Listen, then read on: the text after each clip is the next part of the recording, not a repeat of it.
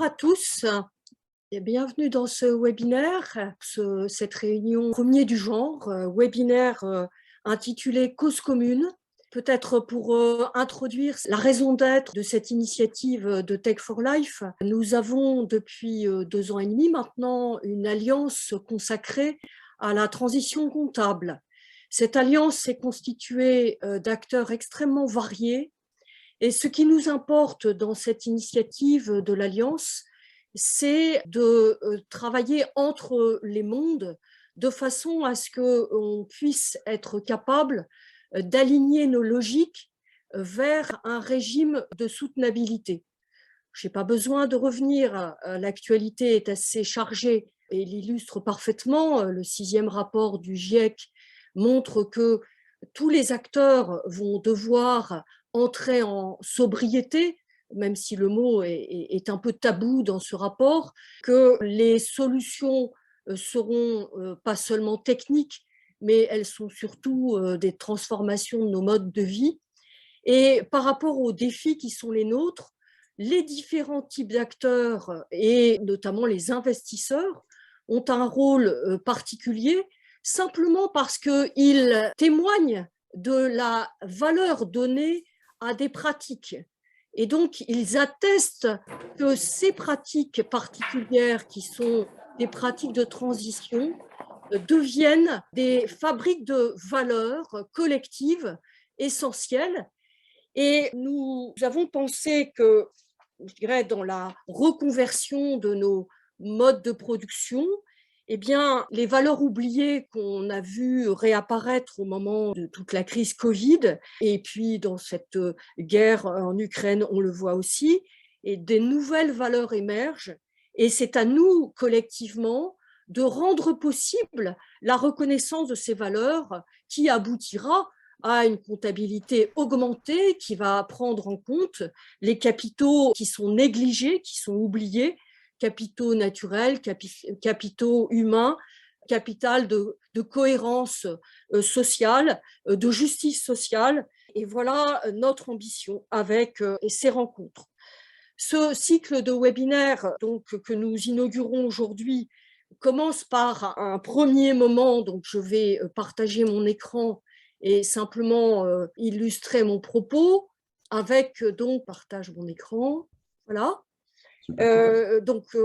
Ces webinaires vont toujours se passer de midi à 13h15 et la séance d'aujourd'hui s'intitule « Quand investisseurs et ONG valorisent ce qui sauve », je dirais dans un face-à-face qui est le nôtre, qui est celui de prendre à bras-le-corps les risques systémiques qui se présentent à nous, risques climatiques, risques évidemment déséquilibres de biodiversité, risques économiques, puisqu'effectivement les facteurs de production que sont le vivant ou les équilibres climatiques eh bien, commencent à manquer au système de production, tout simplement.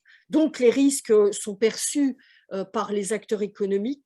Et nous allons essayer de voir ensemble si certains acteurs, je dirais, se soutenir mutuellement, et nous envoyons le signe, c'est pour ça que nous permettons de parler d'une certaine cause commune entre investisseurs et ONG.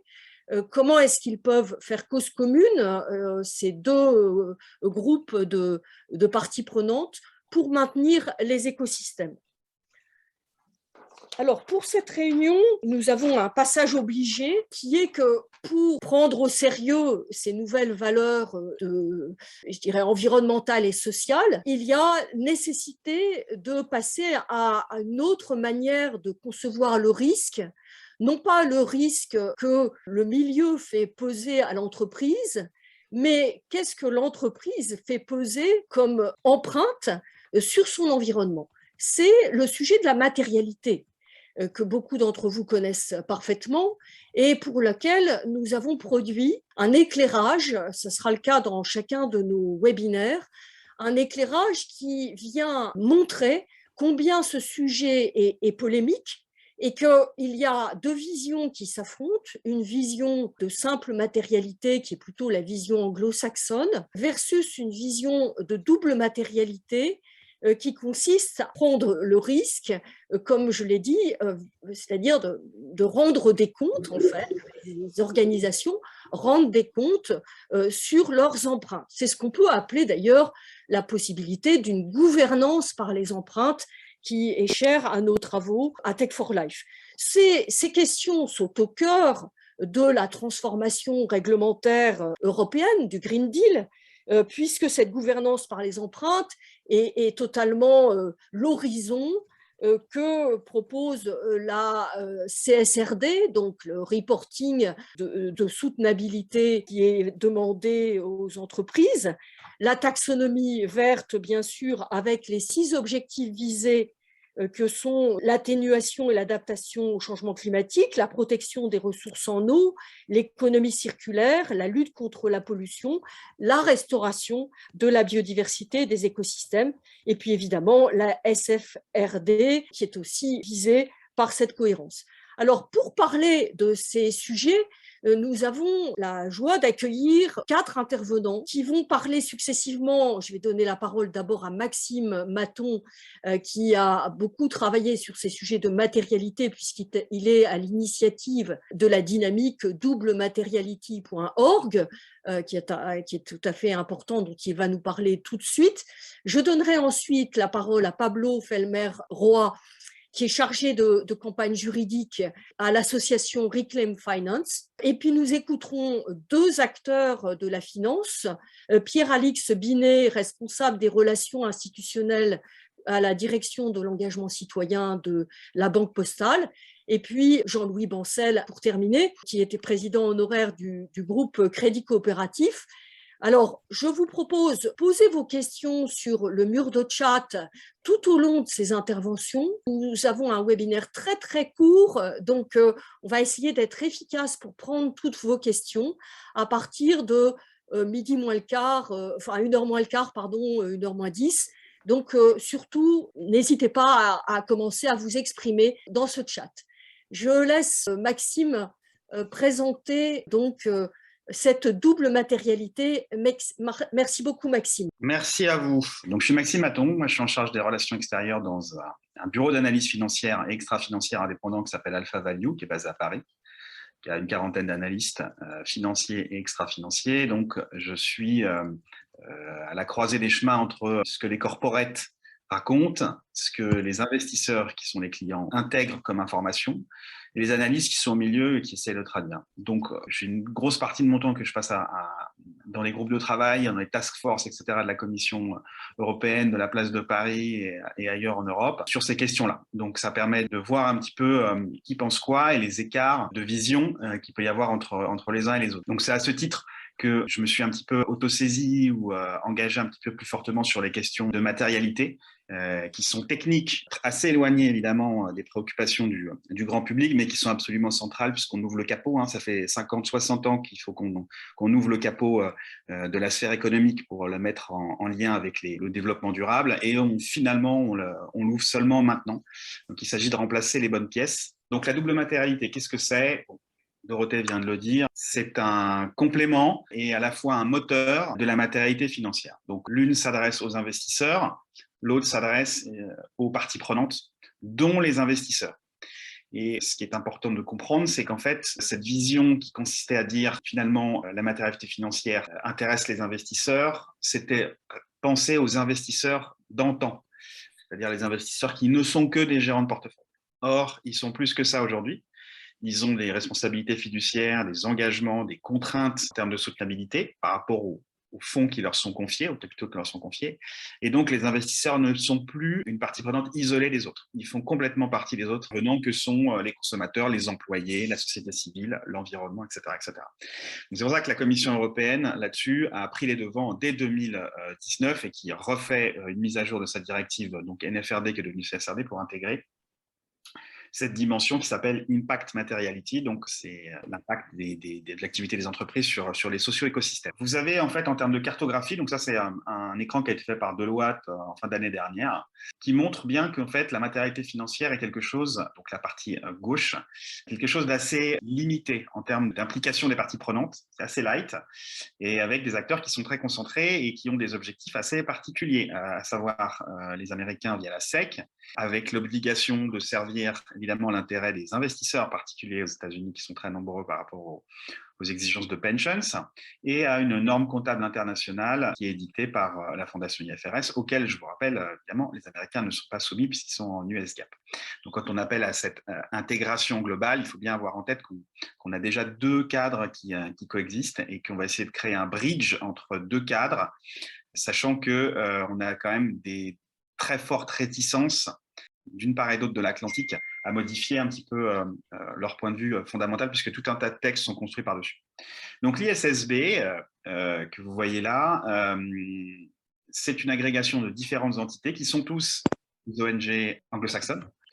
Et de l'autre côté, vous avez toutes les différentes initiatives dont l'Europe, on va dire, est la plus avancée sur ces sujets-là, et qui cherche justement à catalyser un petit peu tous les retours des uns et des autres et de faire en sorte qu'on ait un cadre international qui avance sur ces sujets dans le bon sens. Le problème, c'est que on a eu donc une consultation fin 2020 lancée par l'IASB justement pour réfléchir à ce sujet-là, et comme vous le savez, ils ont choisi la matérialité financière. Le problème, c'est que dans les nombreuses réponses qui ont été faites à cette consultation, une grosse majorité, en fait, ont été faites par des parties prenantes, que sont assureurs, investisseurs, banques, etc., qui, eux, sont plutôt, on va dire, favorables à la double matérialité. Les assureurs, on comprend aisément pourquoi.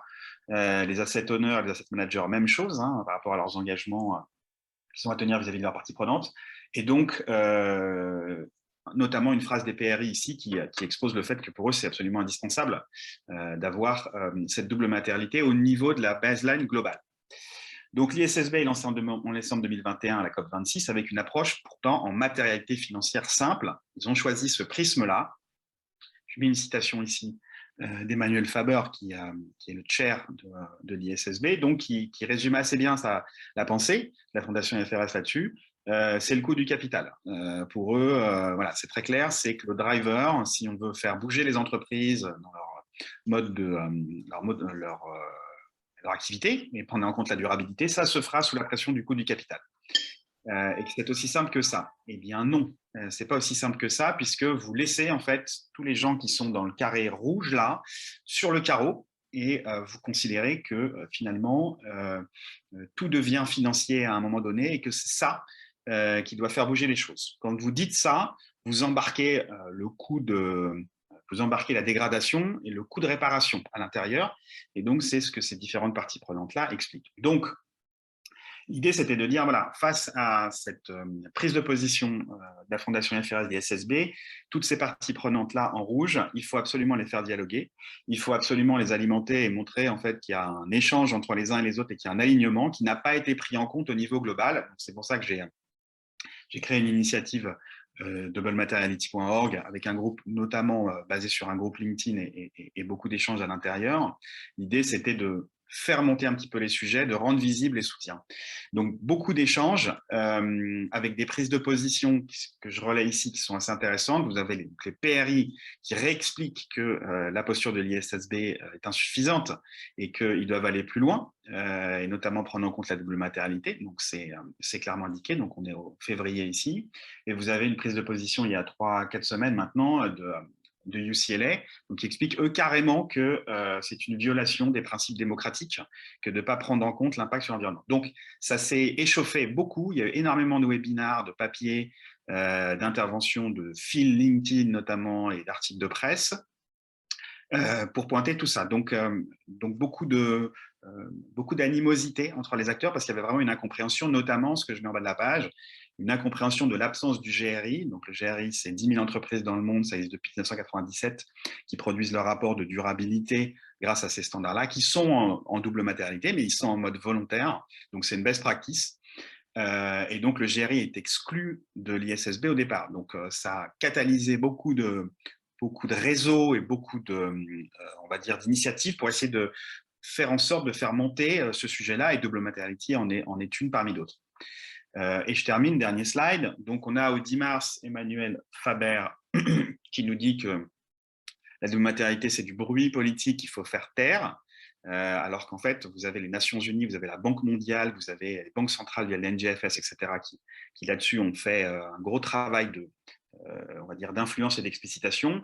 Et vous avez le 24 mars la signature de la Fondation FRS, donc de l'ISSB avec le GRI, pour prendre en compte, on va dire, les stakeholders dans son approche. Donc, aujourd'hui, on a un alignement qui s'est fait au forceps via un vrai mouvement de tout un tas de parties prenantes. Ça vient des corporates, des stock exchanges, des investisseurs, etc., qui ont vraiment cherché à montrer que c'était absolument indispensable de prendre en compte la voix des parties prenantes dans l'approche de la matérialité au niveau global. Et donc aujourd'hui, cet accord-là n'engage à rien. Il acte simplement d'un rapprochement ou d'une envie de rapprochement, mais il ne garantit absolument pas qu'il va se passer quelque chose de convergent au niveau global. Voilà. Donc, ce qu'il faut noter, c'est que vous avez une mobilisation des parties prenantes aux côtés des financiers qui est inédite et qui montre que aussi bien les ONG et les investisseurs ont un objectif commun et que la matérialité typiquement cristallise ou catalyse un petit peu des concepts auxquels ils sont attachés, notamment la génération d'impact positif en lien avec évidemment les ODD. Voilà, j'ai fini. Merci beaucoup, Maxime. C'est très clair, même si c'est peut-être assez technique et ça, c'est toujours un petit peu la difficulté. Je crois que Pablo va nous en parler. Peut-être juste une petite question que chacun peut se poser. C'est étonnant d'entendre que Emmanuel Faber parle de faire taire ce sujet-là qui semble déterminant. Qu'est-ce que ça veut dire? Bah, ça veut dire que vous avez un mandat, donc vous avez l'ADN de la fondation IFRS, donc les normes comptables, qui est au service des investisseurs exclusivement. Et par extension, donc au service de la société tout entière. Donc les investisseurs sont un proxy, dans cette approche-là, de la création de valeur pour tout le monde. Mais c'est aussi un proxy de la destruction de valeur. Et donc, cette approche-là et tout le cadre normatif américain et toute l'organisation du système de gestion des pensions aux États-Unis est basée là-dessus. Et donc, il s'agit d'influencer, on va dire, de sorte à ce que cet état d'esprit-là puisse prendre en compte l'impact de la sphère économique sur l'extérieur. Donc, il y a un vrai attachement avec toute une lourdeur derrière et un héritage juridique sur ces sujets-là qui n'a absolument pas bougé, ni depuis Rio, ni depuis Kyoto, ni depuis Enron ou tout ce que vous voulez. Il n'y a pas eu vraiment de prise en compte au niveau de la comptabilité des entreprises ou des disclosures des entreprises de ces éléments. Donc, c'est la pointe avancée de quelque chose d'assez structurel, mais qui mérite d'être modifié si on veut être en cohérence avec les objectifs de développement durable, pour faire court. Je vais me permettre de vous adresser une question immédiatement, puisqu'elle est mentionnée par Birgit Greif. Est-ce que ça veut dire, dans votre propos, que la materiality map, la carte de matérialité du SASB est trop restrictive et qu'il ne faudrait plus la suivre? Alors, le SASB, donc c'est en matérialité financière dure, les disclosures du SASB. Absolument pas de double matérialité là-dedans, même s'ils trouvent l'idée séduisante. Et c'est bien la preuve que ça ne suffit pas, puisque le GRI maintenant va normalement intervenir. Donc, la carte de matérialité qui a été construite sur 77 secteurs, il me semble, 800 entretiens, en fait, on va dire, emprisonne les entreprises dans un ensemble d'items qui lui permet de faire son materiality assessment, ou en tout cas des enjeux sur lesquels ça adresse potentiellement les parties prenantes. Donc, c'est du prêt-à-porter qui permet en fait d'avoir va dire, une étiquette SASB, donc qui permet d'ouvrir les portes auprès de certains investisseurs, etc. Maintenant, quand vous regardez, il n'y a pas eu une baisse du nombre, depuis que SASB existe, du nombre de reporting en format GRI. Vous avez peut-être plutôt une augmentation. Et vous avez dans les materiality assessment des entreprises beaucoup plus de granularité et beaucoup plus d'envie de liberté des entreprises dans leur dialogue avec les parties prenantes. Vous ne pouvez pas interroger un certain nombre d'entreprises, principalement des grosses, et déduire que les enjeux sur ces entreprises s'appliquent à l'ensemble du secteur. C'est très restrictif et c'est conditionné à votre lecture de ce qu'est un secteur. Si bien que, et j'en termine, SASB remplace petit à petit nos amis de MSCI chez Bloomberg pour gérer les indices ESG. Quoi. Pourquoi? Parce qu'il repose sur cette materiality map-là qui permet de donner un niveau de transparence. Et que donc, vous avez un enjeu derrière de lecture sectorielle qui est privatisée par SASB, il faut payer, voilà, ce n'est pas libre d'accès, la nomenclature sectorielle, et encore moins le materiality assessment. Donc, vous avez la construction d'un modèle on va dire, je vais dire privatisation, mais vous avez un modèle commercial qui s'est construit autour de cette lecture sectorielle-là du SASB, il faut le dire, est-ce que c'est dans l'esprit de ce qu'on veut faire? Est-ce que c'est cohérent avec ce que fait l'Union européenne quand elle rédige sa directive Climate Benchmark, où sur les 170 pages, il y a 150 pages de mapping sectoriel pour expliquer comment mapper un code NAS officiel avec les codes S&P, MSCI, etc. On peut en douter. On peut dire que emprisonner les corporates et les investisseurs dans une certaine lecture sectorielle qui n'est pas la lecture officielle des régulateurs, c'est introduire du bruit, c'est introduire de la confusion et créer un filtre supplémentaire privé, alors qu'on est sur des objectifs de type commun sur lesquels on a besoin de rassembler un maximum de monde. Voilà. Merci Maxime, c'est très clair. Eh bien, puisque vous avez indiqué qu'il y avait vraiment une alliance entre la société civile et les investisseurs, on va se tourner du côté de Reclaim Finance, qui est donc une association dans laquelle Pablo Felmer-Roy intervient comme chargé de campagne juridique. Et il va nous donner un peu la température de ce qu'il observe depuis sa place d'ONG. Merci Pablo de prendre la suite. Merci Dorothée, bonjour à tous. Merci pour votre invitation à cette réunion plus que nécessaire, je crois.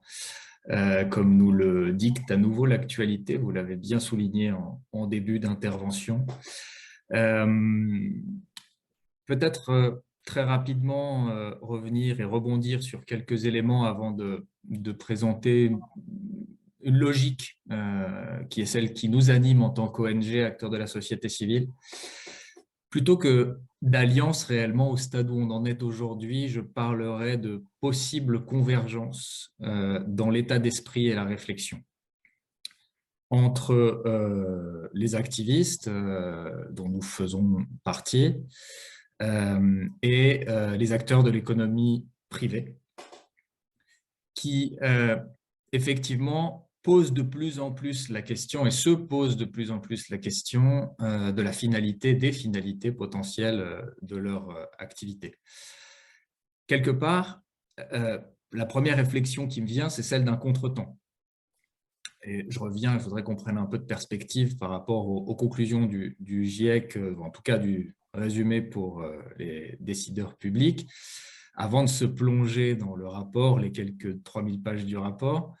Mais il y a un contretemps entre cette expérience en temps réel des limites, puisqu'on va parler de comptabilité environnementale, de comptabilité multicapitaux et donc de limites pour ce qui concerne les enjeux environnementaux. Donc cette expérience concrète en fait des limites, de la limite de ce que nous apporte la stabilité climatique et l'atmosphère dans l'activité systémique et globale, et l'état de la discussion. Parce que si je partage complètement le point de vue de la nécessité de se poser la question de la matérialité, de la simple ou double matérialité, et probablement de faire un prosélytisme fort pour que la version la plus consciente des impacts de l'activité économique sur des enjeux de soutenabilité soit retenue, promue. Quand on voit le débat qu'a présenté Maxime et le stade en fait, auquel on en est du débat, et qu'on voit à côté le caractère si pressant de l'expérience des limites auxquelles on est confronté, en 2 mots, ce qu'a rappelé hier le GIEC est qu'on doit, pour parler que de la cause climatique, encore une fois, et c'est vrai que c'est celle sur laquelle on se concentre, et ce n'est pas la seule, mais c'est celle sur laquelle il y a le plus de maturité sur la compréhension, les métriques extra-financières, biophysiques, chimiques notamment. Donc, cette nécessité d'arriver à un pic des émissions d'ici 3 ans et à une réduction comme jamais dans l'histoire, et en particulier l'histoire récente des émissions de gaz à effet de serre d'ici à 2030, tout en soulignant qu'on n'est pas du tout sur cette trajectoire. Donc, on a d'un côté une réalité physique qui nous a déjà rattrapés et un débat actuel sur le fait de savoir si on doit vraiment prendre en considération les impacts négatifs de l'activité économique privée. C'est-à-dire qu'on en est là du débat. Donc, si moi, je partage, évidemment, en tant qu'organisation, on partage la nécessité de pousser extrêmement fort pour cette vision, on peut que retenir qu'il s'agit d'une étape extrêmement préliminaire et de se poser la question de savoir si en soi, dans son essence, elle est suffisante face à au grand défi qu'on a devant nous, au grand défi réel. Pour parler que de la cause climatique, parce qu'encore une fois, d'autres sujets, peut-être des angles morts que nous avons encore collectivement, sont, qui sait, déjà beaucoup plus détériorés, engagés. Je pense à l'effondrement de la biodiversité, sur lequel nos métriques, sur lequel notre compréhension n'a pas derrière elle les décennies de travaux de l'IPCC, sur lesquels il y a des travaux évidemment scientifiques et internationaux qui ont été menés, mais sur lesquels on n'en est pas du tout encore à la même conscience des limites physiques, au même rappel de ce que c'est un budget carbone, de la façon dont il évolue. Donc, en plus même de cette question climatique, peut-être des impensés totaux sur lesquels on est totalement en retard aussi. Et donc, la nécessité de ne pas se voiler la face en réalité. Alors, ne pas se voiler la face, oui, ça passe par une étape d'information. Ça passe par une étape d'information à travers une matérialité impact, oui, certainement. Ça passe aussi, et c'est le lien que je pourrais faire avec la logique de comptabilité qui doit venir ensuite forcément s'imposer de renouveau de la comptabilité de l'activité de l'entreprise privée.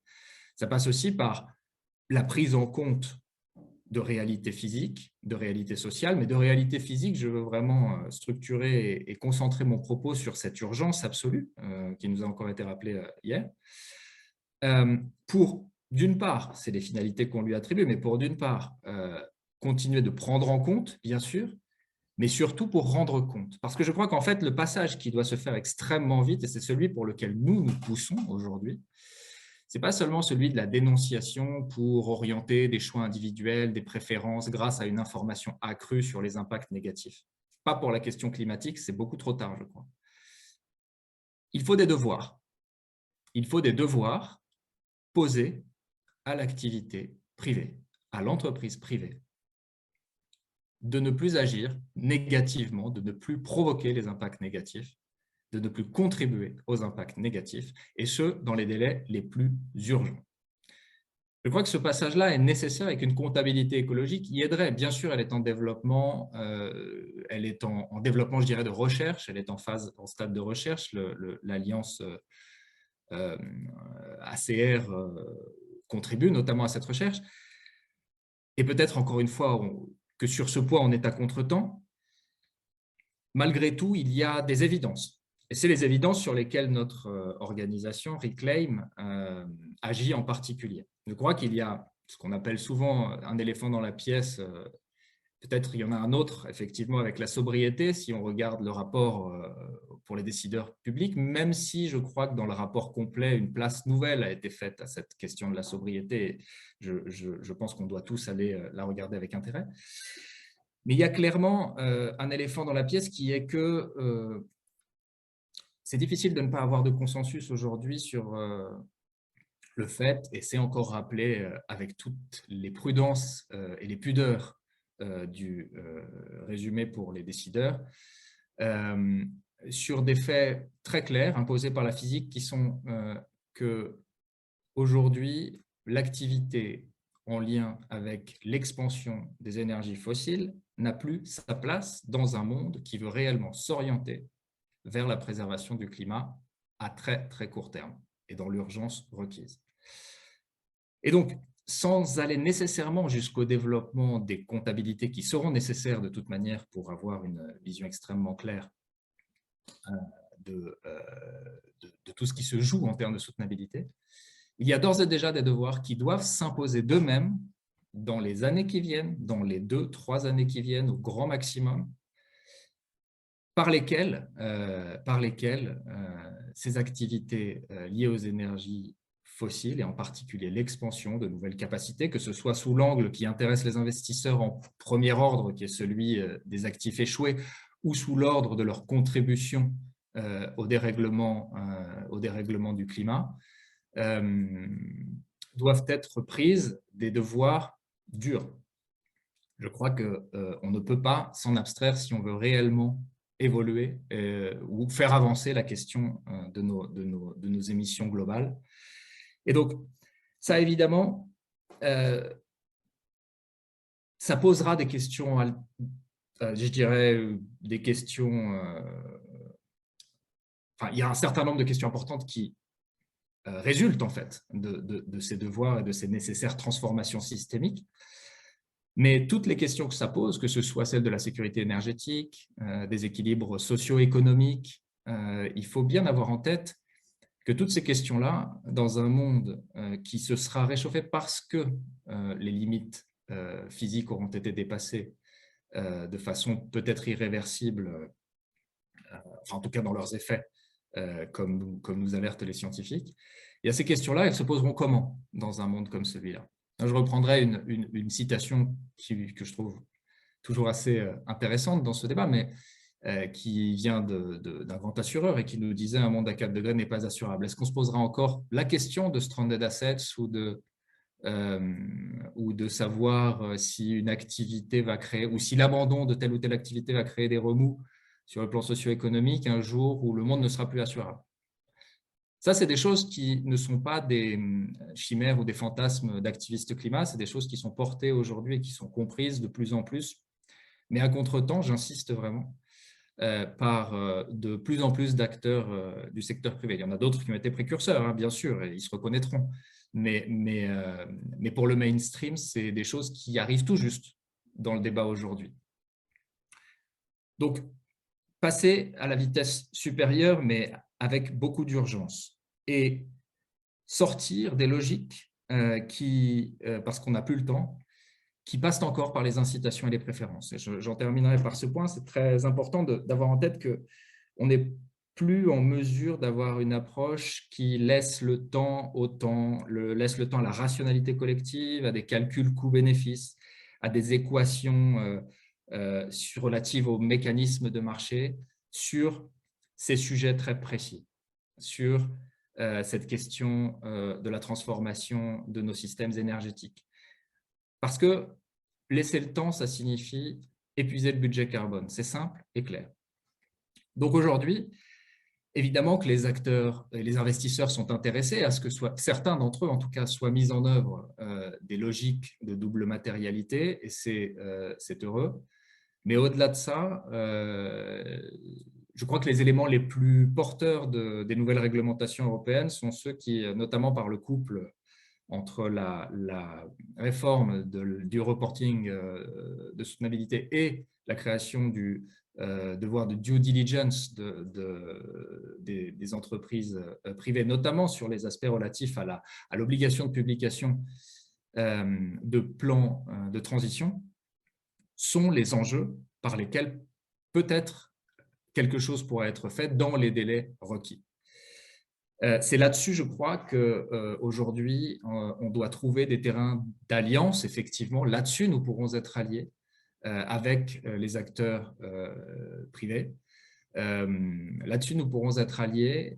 Sur le reste, nous pourrons converger, mais nous ne pourrons pas nous arrêter en tant qu'activistes climat parce que nous avons, et c'est le message que nous portons, une vision trop claire de ce que nous sommes déjà en train de taper aux limites. Donc voilà, je pense que je vais m'arrêter là pour ne pas être trop long et laisser de l'espace aux autres intervenants. Mais voilà, sur mon mot, c'est réellement celui-là. Nous continuerons, nous, à demander une prise en compte, mais aussi la restitution de comptes, parce que les enjeux immédiats sont trop importants. Merci beaucoup, Pablo. Il y a une exigence qu'on entend très bien. On entend très bien le contretemps, l'importance d'être à la hauteur des défis qui sont les nôtres, de ne pas imaginer qu'on puisse être dans des adaptations de détail. Et effectivement, vos remarques sur la dimension de devoir me fait penser à l'interview que vient de publier Novétique, l'interview de Pascal Demurger, donc sur le besoin de mise en cohérence par l'État des acteurs, parce qu'il faut une autre officialité, il faut pouvoir donner des incitations sérieuses, il faut vraiment conditionner les aides, etc. Parce que là, aujourd'hui, on n'y est pas du tout. Alors, dans cette démarche-là, et peut-être donc là, on va passer à la réponse, à l'écho que peuvent faire les investisseurs, les banquiers en l'occurrence.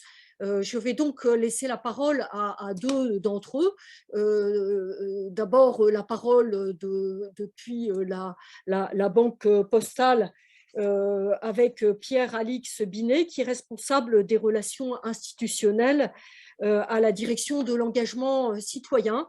Merci d'être assez bref, Pierre-Alix, parce que je voudrais vraiment qu'on ait le temps d'échanger avec les intervenants. Vous avez la parole.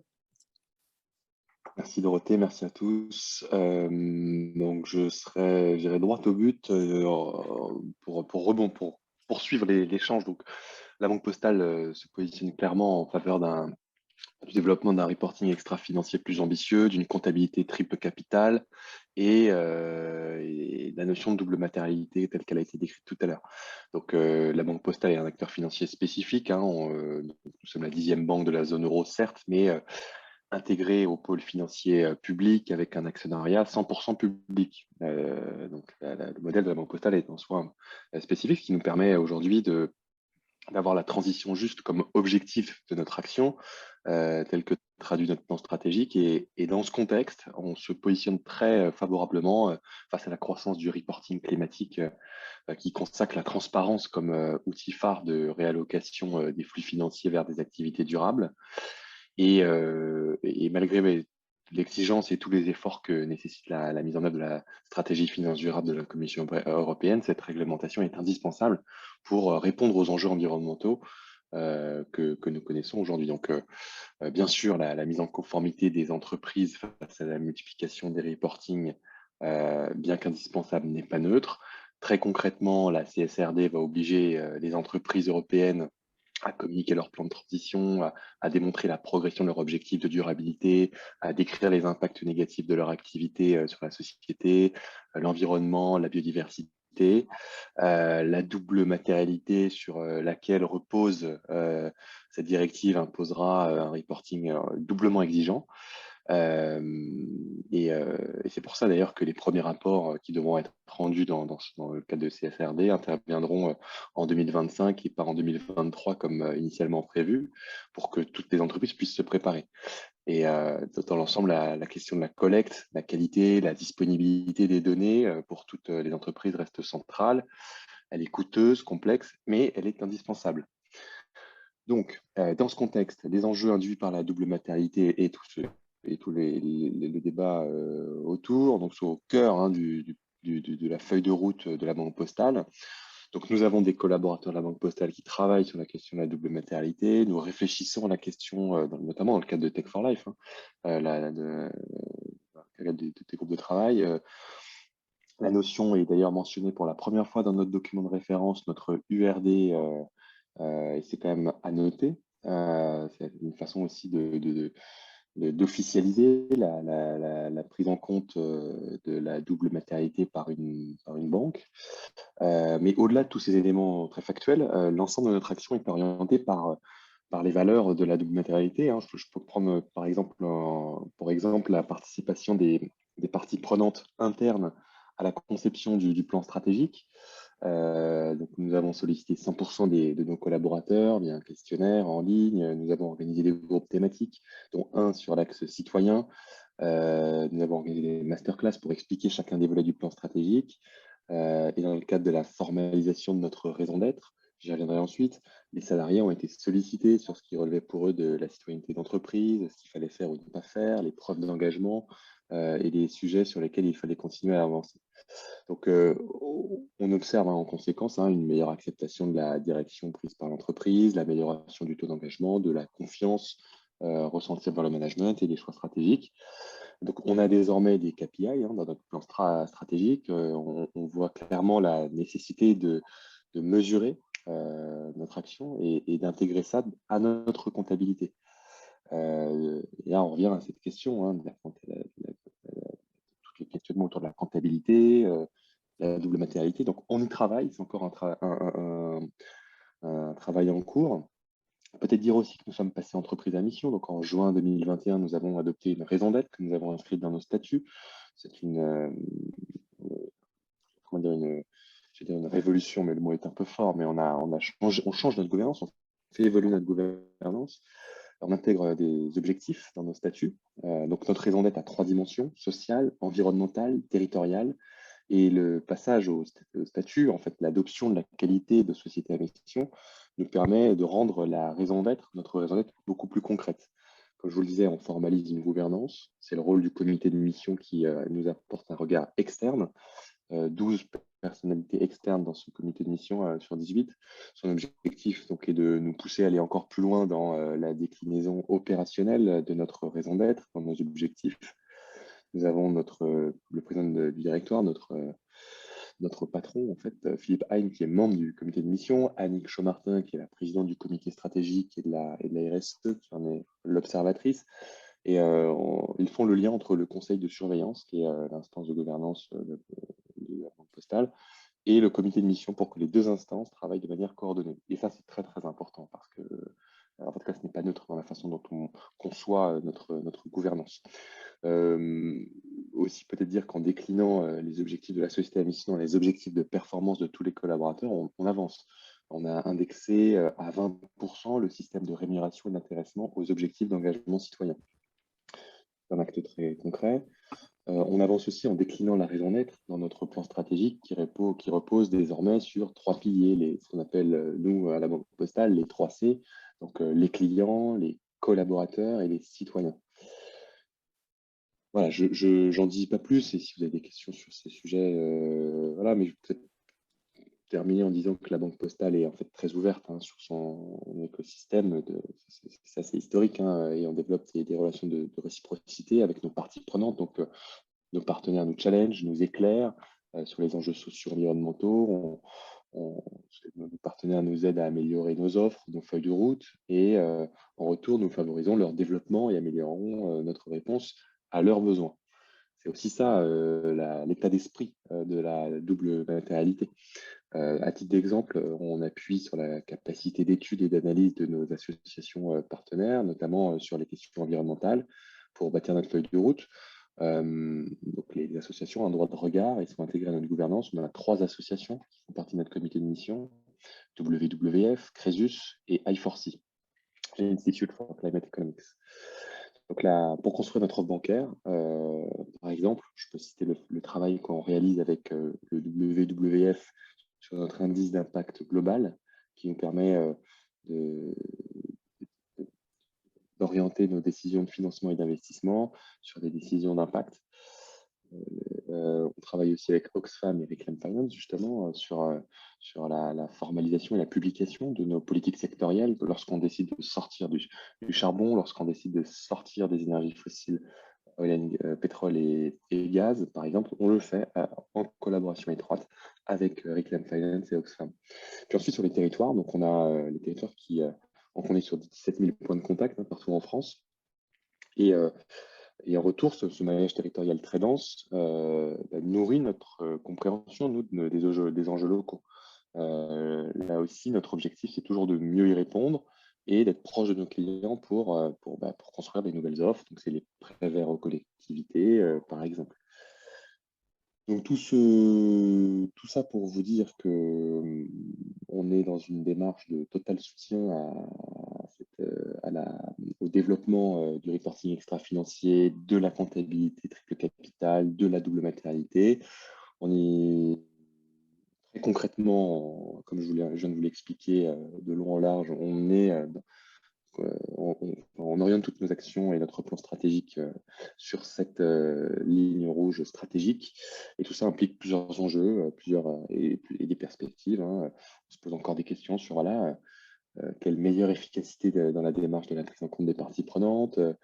On est au cœur aujourd'hui de questionnements sur la donnée, la qualité de la forme de l'information extra-financière et toujours la même chose, quels sont les destinataires centraux, implicites, explicites, pour qui l'information est conçue.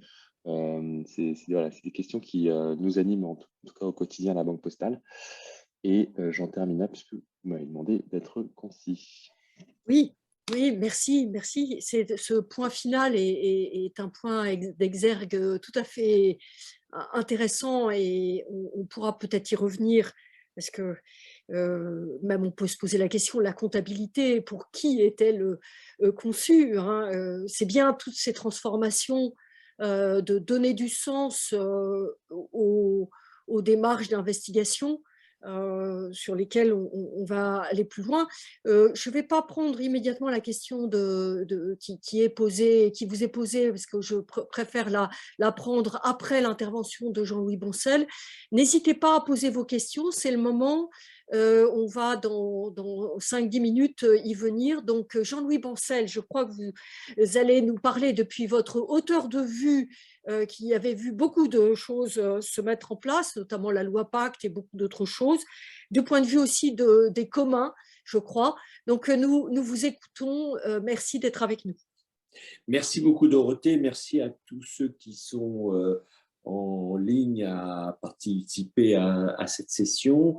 Je pense que ce processus de diffusion d'informations et de partage d'informations est vraiment un processus très important. Je suis un vieux routier des questions comptables, je suis tellement heureux de les voir commencer à se propager, à devenir des enjeux politiques et pas simplement politiques, que c'est une bonne chose. La deuxième chose que je souhaiterais dire, je suis ancien président du Crédit Coopératif. Ça fait fort longtemps que nous sommes engagés. Alors, à l'époque, nous n'appelions pas tout le jargon qu'il y a aujourd'hui sur double matérialité ou autres formulations contemporaines. Notre démarche était tout simplement de sortir de la logique de boîte noire, c'est-à-dire une logique de traçabilité. La traçabilité, c'est une manière concrète, j'allais dire, intelligible, parce que c'est un peu aussi le problème que nous avons, je pense, dans notre milieu, à rendre compréhensible pour le plus grand nombre tous ces débats techniques, mais dans lesquels nous risquons de nous noyer et de noyer les autres avec.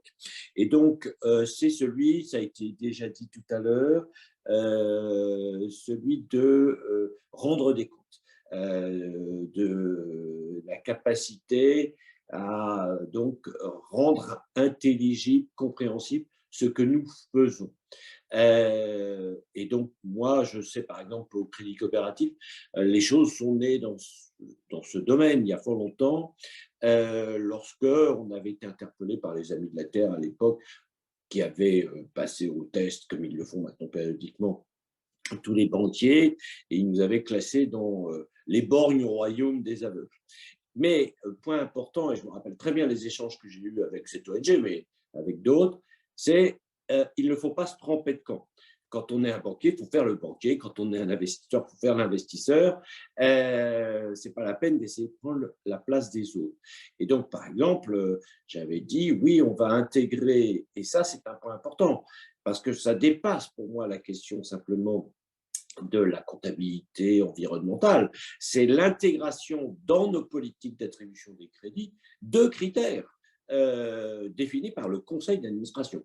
Parce que c'est une des questions qu'on peut se poser quand aujourd'hui on fait des reproches de greenwashing, de common washing, enfin tout ce que vous voulez avec des mots washing derrière, c'est peut-être parce qu'il n'y a pas d'intégration dans le dispositif lui-même. Mais quand bien même on intègre, il ne faut pas oublier que nous sommes dans un monde complexe et que donc il y a certes la question climat, mais tout à l'heure ça a été rappelé, il y a d'autres questions à traiter, biodiversité. Et puis moi j'y ajoute, parce que c'est la raison d'être d'origine du crédit coopératif, c'est la question sociale.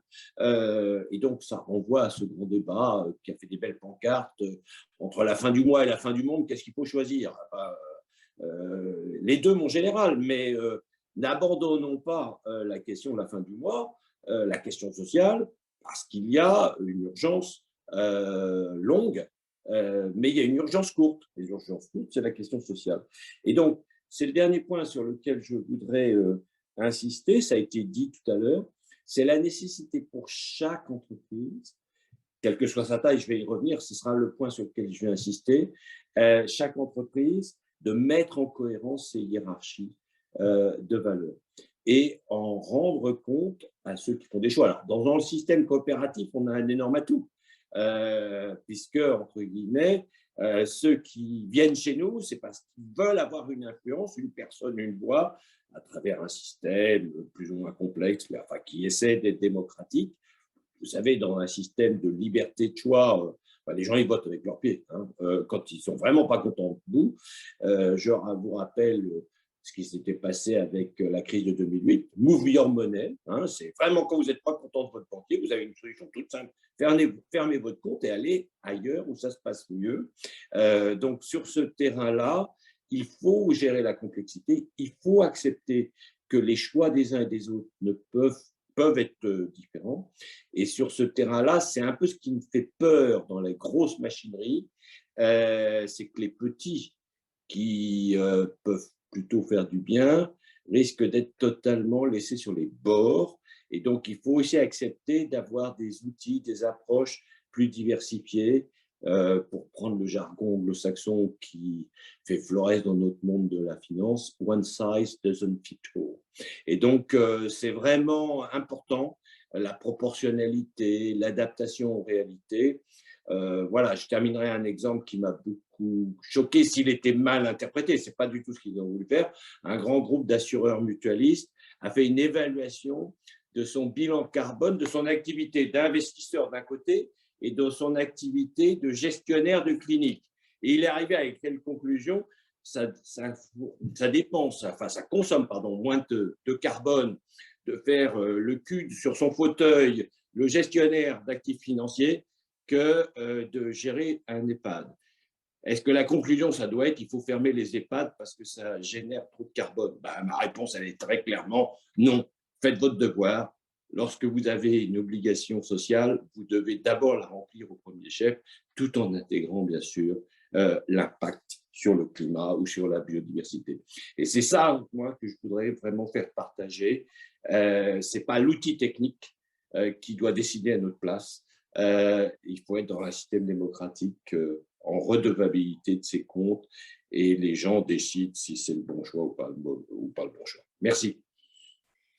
Un grand merci à tous, parce que je crois qu'on a là une collecte extrêmement stimulante dans la portée de vos propos.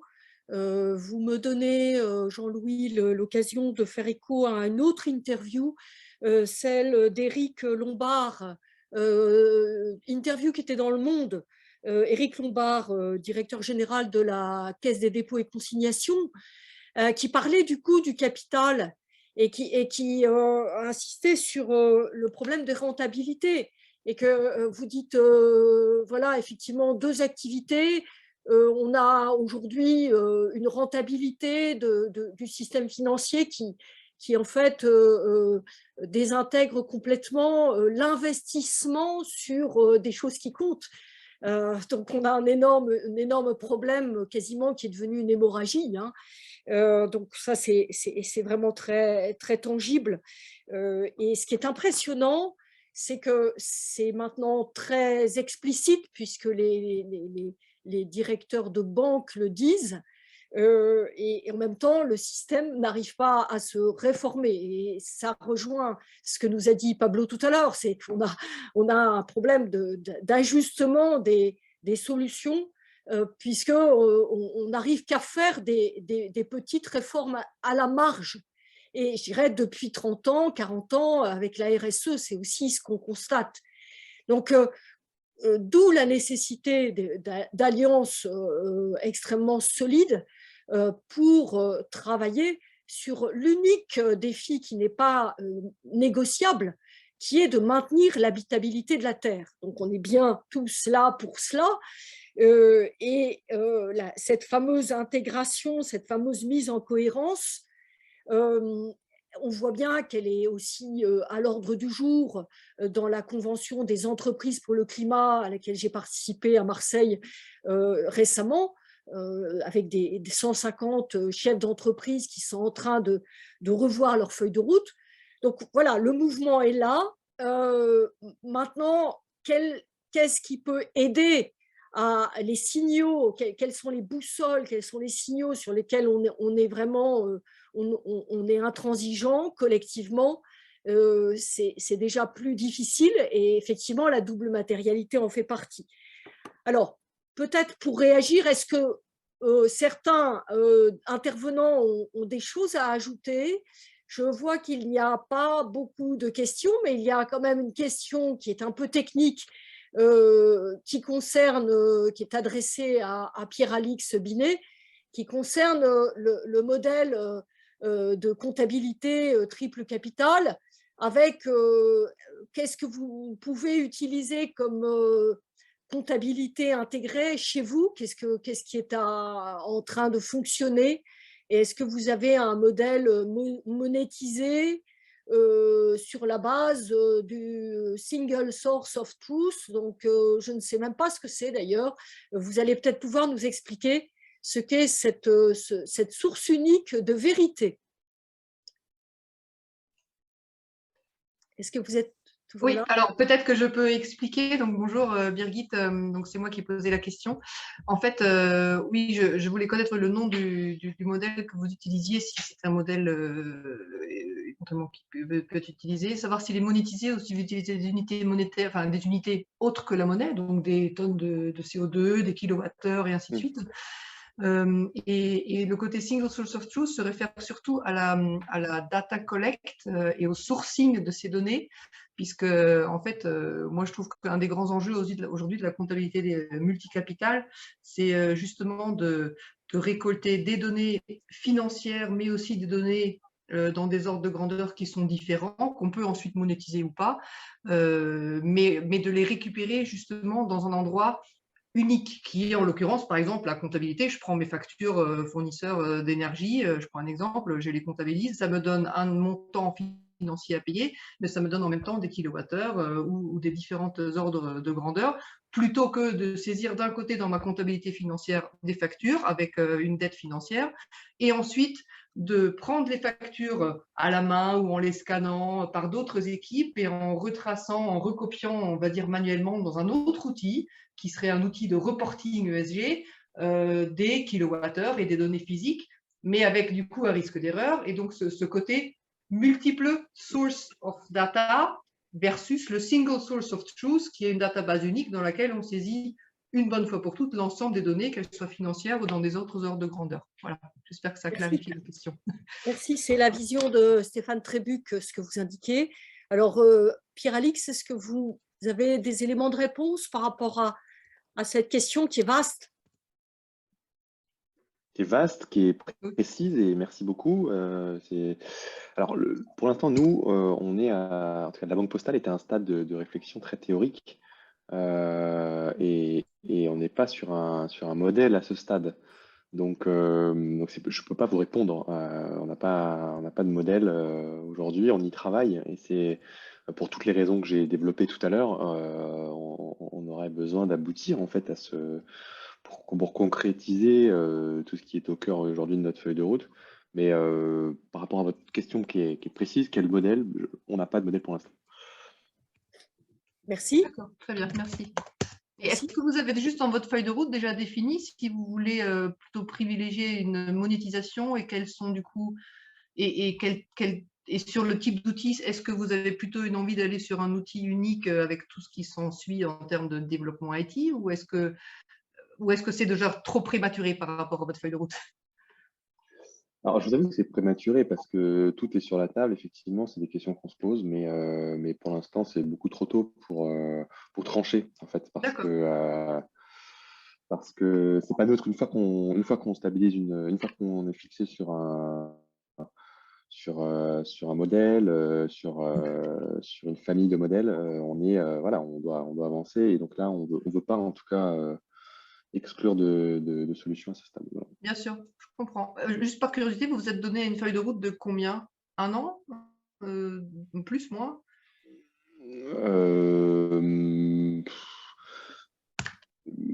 Je ne sais pas s'il y a un calendrier vraiment très défini, mais on est plutôt sur une période de 1 an, en tout cas. Voilà, D'accord. pour vous répondre. Mais sur la feuille de route, on a une feuille de route d'1 an. Oui, merci beaucoup.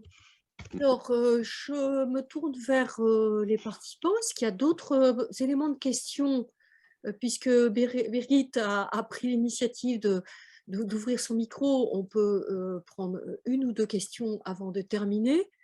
Donc, c'est possible, puisque ça fonctionne comme ça. Si certains veulent s'exprimer, c'est peut-être plus facile que d'inscrire une question. Est-ce qu'il y a des points sur lesquels vous aimeriez revenir? Alors, si je peux me permettre, j'ai une autre question, plutôt du coup, pour rebondir sur quelque chose que disait Jean-Louis Bancel sur, je ne sais plus comment vous l'avez formulé, mais chacun son métier et donc redevabilité. Aujourd'hui, on voit bien aussi dans la taxonomie et dans les différentes réglementations qu'il y a ces réglementations qui ont tendance, dans notre esprit qui est un peu formaté, c'est bon ou c'est mauvais, donc c'est très manichéen, d'aller toujours privilégier les pourcentages qui sont les plus gros. Et aujourd'hui, on a justement ce problème-là en taxonomie, c'est que ce n'est pas parce qu'on n'est pas aligné ou qu'on n'est pas éligible, et par la force des choses qu'on n'est pas forcément aligné, qu'on est forcément un mauvais joueur et un mauvais élément dans l'économie de la durabilité, on va dire. Et que j'ai l'impression qu'on a quand même besoin de beaucoup d'éducation, notamment des forces publiques, on va dire, et des réseaux publics, pour faire comprendre qu'il y a tout un changement de grille de lecture à avoir peut-être sur ces aspects-là, parce que c'est pas quelqu'un qui est 100% éligible qui est meilleur que quelqu'un qui ne que très peu, mais qui par ailleurs a d'autres actions. Est-ce que vous avez d'autres éléments à apporter à ce sujet? Oui, je voudrais juste compléter. Quand je dis ce que vous reprenez là, c'est par exemple, on voit que dans cette logique de taxonomie, pour faire simple, tout est vu d'un point de vue des marchés financiers et des investisseurs en actions. Je simplifie. Moi, j'ai un réflexe de banquier qui fait du crédit à un projet spécifique. Et je vais vous le résumer de façon très, très claire. Quand je suis banquier, la question que je me pose, dois-je faire un crédit pour financer, sous forme d'un prêt, une éolienne de chez Total? Je m'en fous, entre guillemets, d'une certaine façon, de savoir quel est le niveau de notation de Total en lui-même. Ce qui m'intéresse, c'est que vaut cette éolienne à cet endroit-là, bon, qu'elle soit possédée par Total ou par une coopérative d'habitants locaux, et n'est qu'un facteur second. Et donc, vous voyez, mais c'est le débat qu'on a eu à l'intérieur de notre conseil d'administration, hein, c'est de dire, écoutez, soyez un peu cohérents. Si vous voulez des énergies renouvelables, commencez pas par dire il y a toute une série de gens qui font des énergies renouvelables. Je veux pas en entendre parler parce qu'ils sont pas bien.